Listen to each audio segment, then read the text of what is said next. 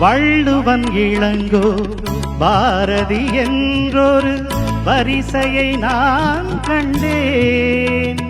அந்த வரிசையில் உள்ளவர் மட்டுமல்ல, நானும் ஏமாந்தேன். ஆத்திரம் என்பது பெண்களுக்கெல்லாம் அடுப்படி வரைதானே. ஒரு ஆதிக்க நாயகன் சாதிக்க வந்தார், அடங்குதல் முறைதானே. கம்பன் ஏமாந்தான் இளம் கன்னியரை ஒரு மலரென்றாலே கற்பனை செய்தானே.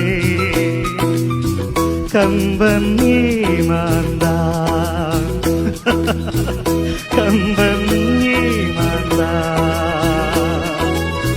கம்பன் ஏமாந்தான். Thank you.